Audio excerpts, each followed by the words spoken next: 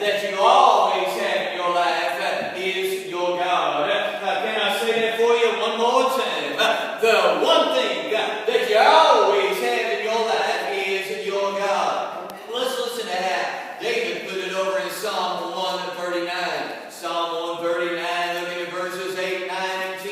David said, if I have sinned up into heaven, thou art there. If I make my bed in hell, behold, thou art there. If I take the wings of the morning and dwell in the uttermost parts of the sea, even there shall thy hand lead me, and thy right hand shall hold me. And all God's people said, Amen. Amen. Listen, you may not always have family. You may not always have your job or your career path. Listen, you may not always have your health today, my dear friend, but you will always have your God, because your God is always with you. He is with you as you go over the mountains. He's with you as you cry through the valleys. He is there in the good times. He is there in the bad times. He's the God of the day, and He is also the God of the night. So it is always the right time to serve God. Well, Job was a man who knew this. Job was a man who knew. He said, you know what? No matter what is going on the outside, no matter what my situation is, no matter what my circumstances are, no matter how I might feel about how things are happening around me right now, no matter what is going on the outside, he said it's always the right time to be absolutely 100% true blue through and through, committed to God on the inside. And I want to give us home today 4 seasons in life in which Job faithfully served God. If you're still with me, say amen. Amen. Let's go to number 1 today. Number 1, he served God when life was good. All right? He served God when life was good, because in the beginning for Job, life was good. Let's go back to verses 2 and 3 of chapter 1, if you will. It says there were born unto, and there was born unto him 7 sons and 3 daughters. His substance also was 7,000 sheep and 3,000 camels and 500 yoke of oxen and 500 she-asses, and a very great household. So that this man, get this church, was the greatest of all the men of the east. Oh, listen, life was good for Job. His family was blessed. He had 10 kids, and seemingly everybody was healthy in the household. Listen, Job's bank account was blessed. We read there at the end of verse 3 that he was the greatest of all the men of the east. And church today, in the midst of living this good life, Job was faithful to be a good man. We're not going to read verse 1 again, but I'm going to refer to all the ways that God described Job in verse 1. Said he was a perfect and an upright man. You say, well, Pastor, what does that mean today? In a crooked world, Job said, this old boy, he's going to walk straight. It doesn't matter if everybody else crooked. He was straight up. Listen, the Word of God says that he feared God. That is, he gave him the reference to his name.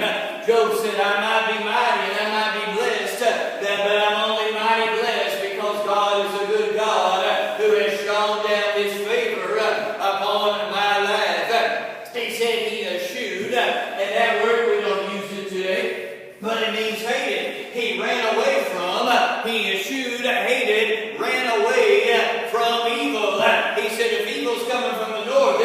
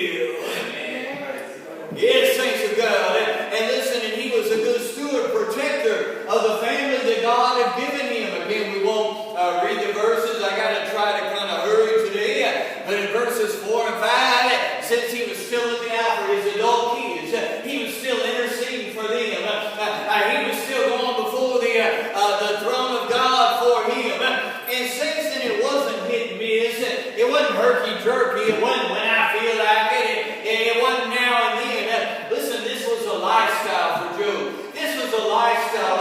At the very end of verse 5, we find these 4 words. Thus did Job continually. I mean, every day when life was good, Job was being faithful to serve God. Now, let me say this again today, church.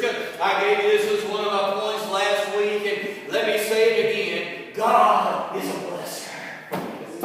God is a blesser. You know, it's ironic. Microsoft, they say blesser's not a real word. They give me a red line every time I type in blesser. Microsoft, I feel so bad for you. You don't know my God, because blesser is a real word. Let the church say amen. God is a blesser. Listen, God will bless you spiritually. Let's go to Matthew 7:11 again. Again, I gave you these verses last week. Matthew chapter 7 and verse 11. If ye then, being evil, know how to give good gifts unto your children, how much more shall your Father, which is in heaven, give good things to them that ask him? The context there is spiritual blessings. But I also want to tell you this, God will give you physical blessings as well. God will give you earthly blessings, financial blessings as well. 1 Timothy chapter 6, verse 17. Charge them that are rich in this world, that they be not high-minded, nor trust in uncertain riches, but in the living God. Hear this today, church, who giveth us richly all things to enjoy. I tell you today, God is a blesser. Now listen, as your Father, He loves to do you good, and He loves to see you doing well. The church, hear what I'm getting ready to say today. Please hear what I'm getting ready to say today. But there is a danger in being blessed. There's a danger in being blessed. Don't take my word for it today. Hear what God had to say. Deuteronomy chapter 6. Deuteronomy chapter 6, we're going to be looking at verses 10 through 12. And here God is speaking to the children of Israel. And He said to them, I'm getting ready to bless you. I am getting ready to take you out of the wilderness. You are going to go into the promised land, the land of milk and honey. Blessing in the springtime, blessing in the fall time. Blessing when you're coming, and blessing when you're going. But even as I'm getting ready to step into this blessing, He says, my dear people, hear the warning and heed the warning. Be careful that when you get blessed, you don't forget who the blesser is, and keep on being faithful to your God in the good times. Deuteronomy chapter 6, starting in verse 10. And it shall be when the Lord thy God shall have brought thee into the land which He sware unto thy fathers, to Abraham, to Isaac, and to Jacob, to give thee great and goodly cities which thou buildest not, and houses full of all good things which thou fillest not, and wells deep which thou diggest not, vineyards and olive trees which thou plantest not. When thou shalt have eaten and be full, then beware, watch out, lest thou forget the Lord which brought thee forth out of the land of Egypt from the house of bondage. Saints of God, let me tell you something about life, and let me tell you something about our fallen human nature. You see clearly how much you need God when you're barely hanging on. Anybody know what I'm talking about? When you're sick and you can't get well, when you are broken and broke, so broke that you can't even get past broke, all right? When you are barely hanging on. Some of you are like, I resemble that remark right now. Yeah, you know, when you are barely hanging on, then you clearly see how much you need God. And you get up every day, your theme song's like, I need thee. Come on, you got to cry. Oh, I need thee. Because you're like, I can't make it without you, Lord. Every hour I need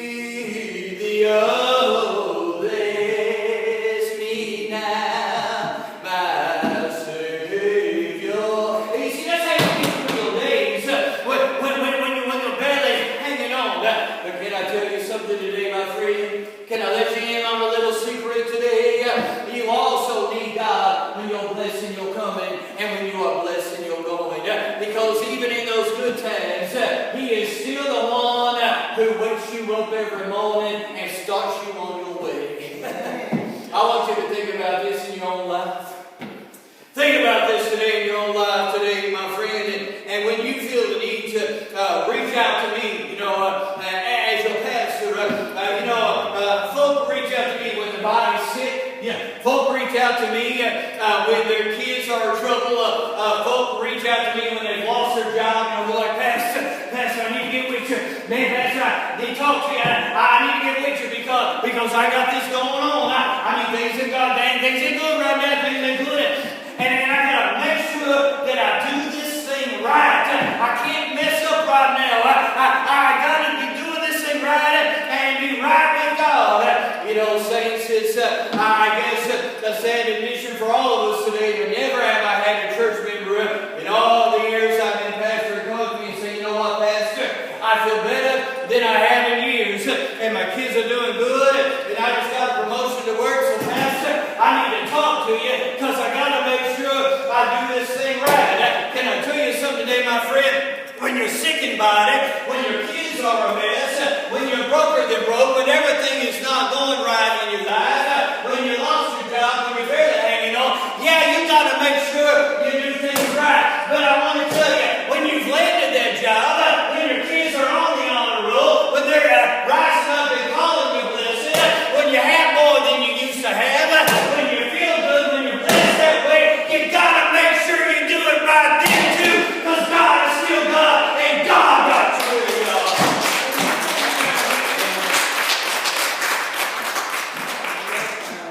Listen, we got to be faithful to serve God when life is good.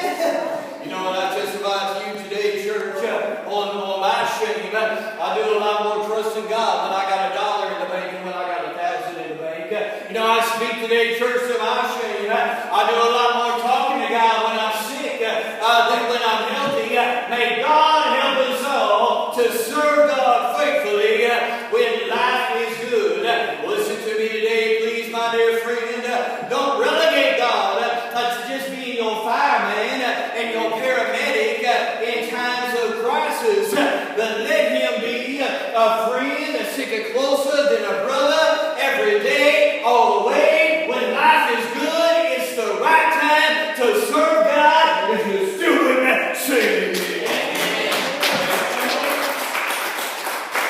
Let's go to number 2 today, church. Number 2, he served God when life was bad.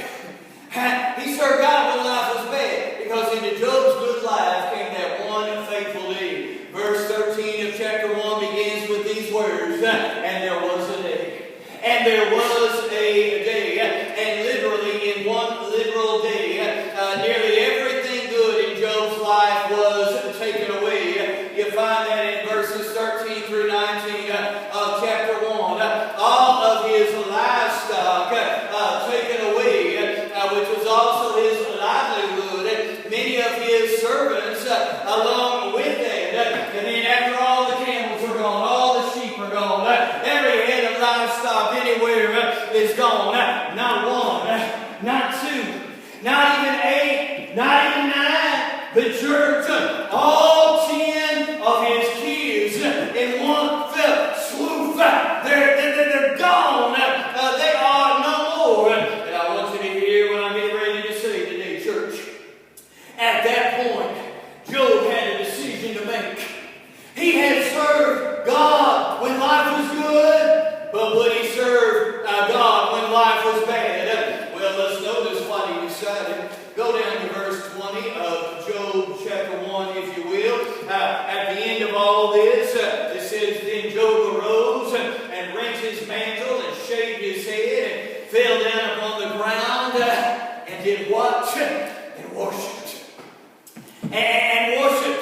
Emotionally he wept when it says he ripped his mantle, he tore his coat, he put dust on his head, he went into mourning.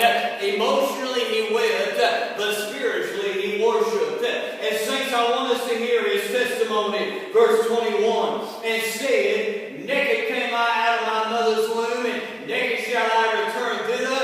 The Lord gave, and the Lord hath taken away. Blessed be the name of the Lord. Oh, saints, did you hear what Job said there? He said, God made a decision to let me have it. When I had none, he blessed me. Now,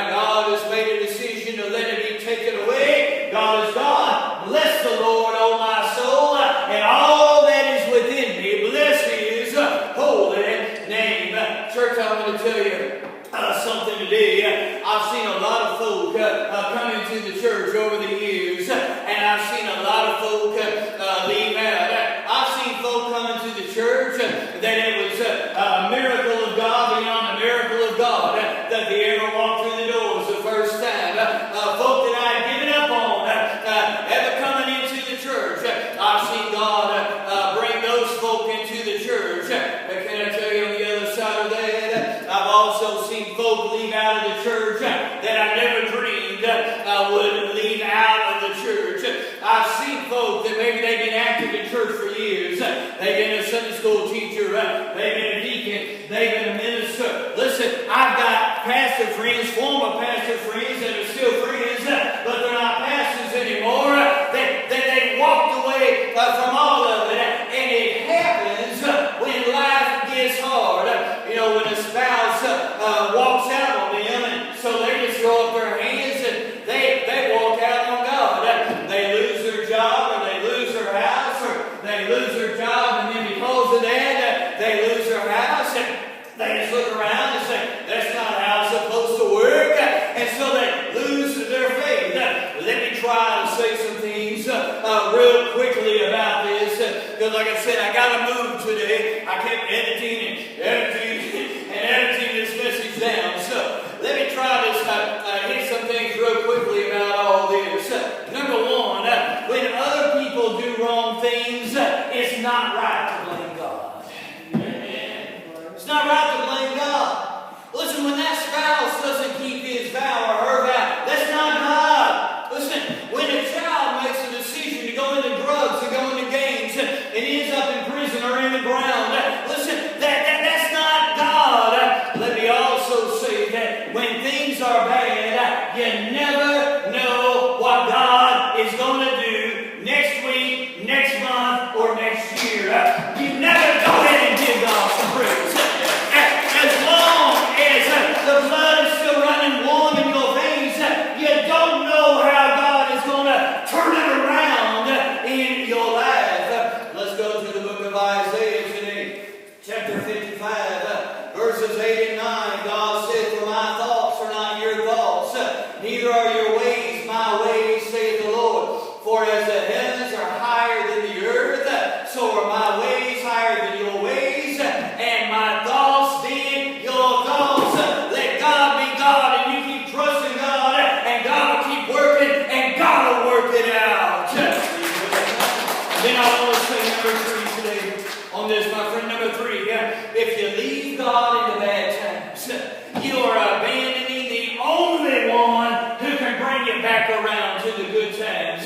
My friend, if you sit down in the valley of despair, you will never again experience the glory of the mountaintop when God walks you up to the other side. Listen, you have got to know that it is the right time to serve God, even when life is bad.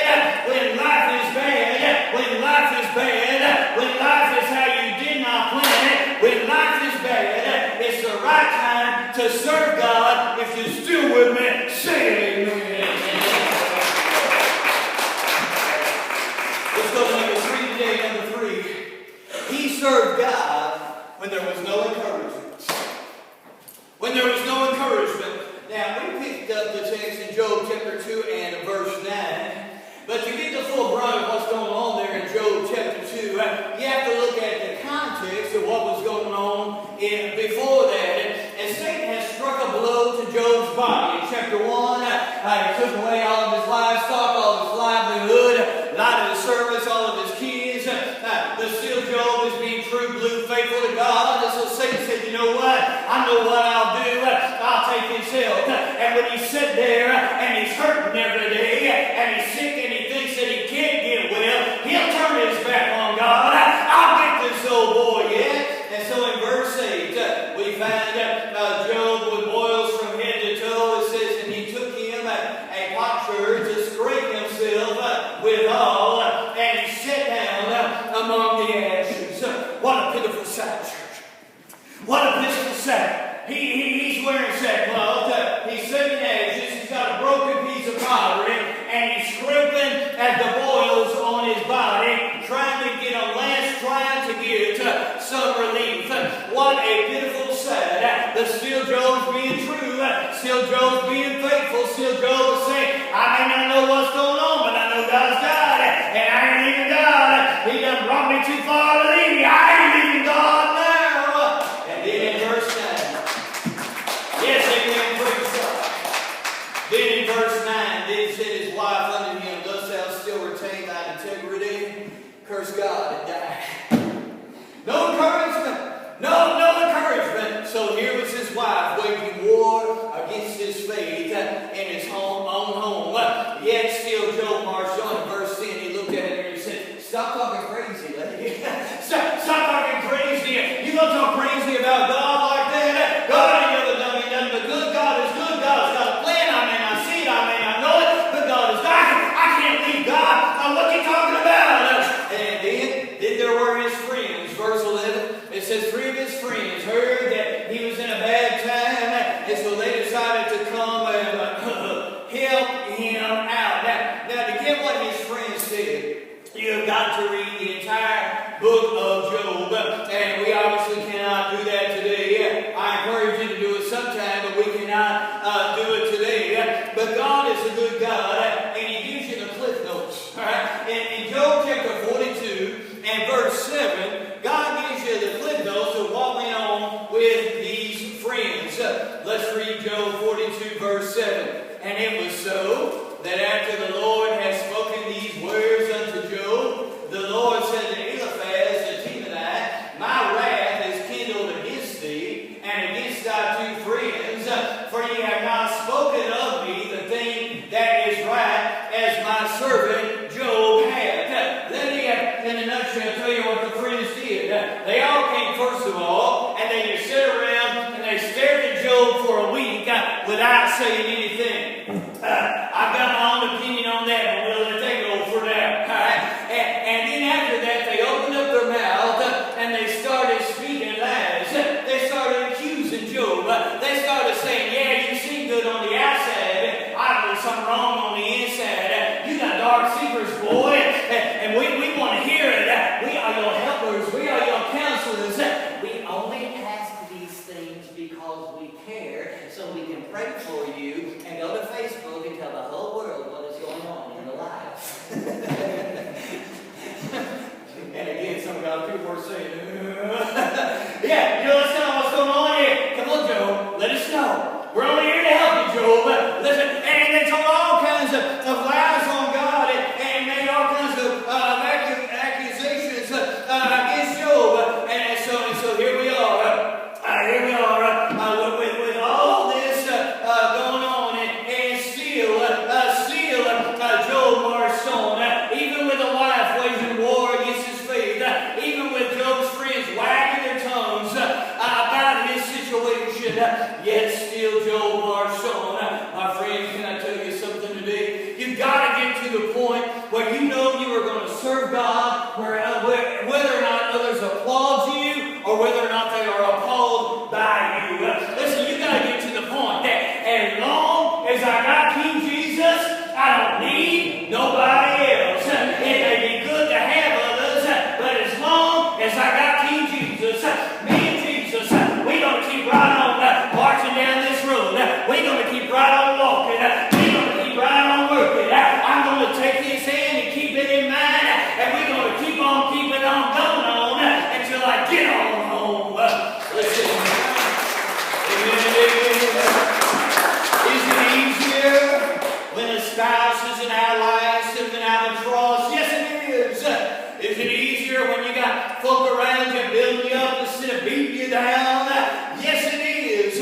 But is it possible to still serve God in those times when you must stand alone in church? The answer is yes, it is. Yes, it is. I want us to hear how David put it over in Psalm 3. Psalm 3 verses 1, 2, and 3. Lord, how are they increased that trouble me? Many are they that rise up against me. Many there be which say of my soul, there is no help for him in God, Selah. But thou, O Lord, art a shield for me, my glory, and the lifter up of mine head. If you've got that, just give the Lord some praise. You know, church today, when there is no encouragement, It's the right time to serve God. If you're still with me, say amen. Amen. Let's go to number 4 today. Number 4, and you got my message. He served God when things were better. Alright, he served God when things were better. Now, at the beginning, life was good for Job. I mean, it was good. Family was good. Bank account was good. He had more going on than anybody needs. The word says.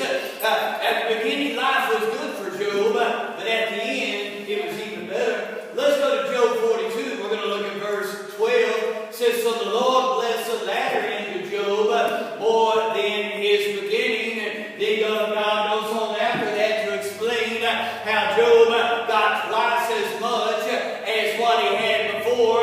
For every one head of cattle that he had when life was good, he had 2 when life was better. There at the end, he had 10 kids waiting for him up in heaven, but God gave him 10 more to enjoy on this earth. Listen, life was better than when life was good, and Job was good to serve God even when life was better. Now, we don't have details about Job's life in Job 42, but God actually had given Job a prophecy way back in Job chapter 5. Job chapter 5, we're going to look first of all at verse 24, and we're going to end up in verse 27. When Job is in the midst of all of his trouble and trauma, and he got friends looking at him saying, give us your dark secret, and a wife over here saying, curse God and die. God is looking at Job saying, Job, I'm going to give you a prophecy here. Not only are you going to come out, but you're going to come out better, and you're still going to be faithful to me at the end. Job chapter 5, verse 24, God speaking, and thou shalt know that thy tabernacle shall be in peace, and thou shalt visit thy habitation. This is all at the end, and shall not sin. Thou shalt know also that thy seed shall be great, and thine offspring as the grass of the earth. You'll have more kids. Thou shalt come to thy grave in a full age. This ain't going to kill you, Job. Like as a shock of corn cometh in his season. Lo, this we have searched it, so it is. Hear it, and know thou it for thy good. Listen, he served God when things were better. Church, can I tell you something today? You see it all the time in our world. So many, when they hit the big time, they forget where they came from, and they forgot who got them there. Listen, I don't care where God takes you in your life. I don't care how high and mighty you get. You never forget that he found you, sought you out, bought you out, and brought you out when you were a nobody in Charleston, Missouri. Let's just start saying it. But you know, so many, when they hit the big time, they forget where they come from and who brought them there, and often with tragic results. You know, many singers that are multi-platinum and multi-millionaires today, many singers started out in the church, but then they go into the clubs, and then they end up in their caskets. Listen today, many pastors, they begin with humble hearts and passionate spirits, but then as the crowds begin to get bigger, and as the name begins to get better known, and as the compliments start rolling in, they begin to think that it's all about them, and they begin to think that they're untouchable, and they begin to think that they're indestructible, and the lust of the flesh, and the lust of the eyes, and the pride of life, listen, it takes them down. My friend, when things start getting better in your life than they've ever been before, don't give the devil a foothold. Then it's the right time to be serving God.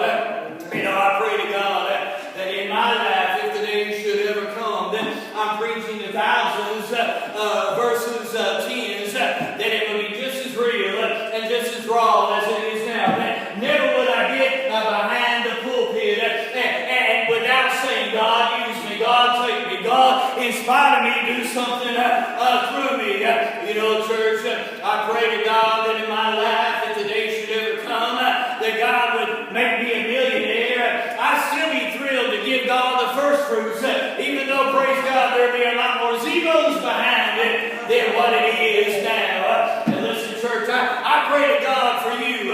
Listen, when the time comes that you're moving on up, when the time comes that you're arriving, that you'll start start every day praising God for where He's brought you to, and you'll spend every day serving God.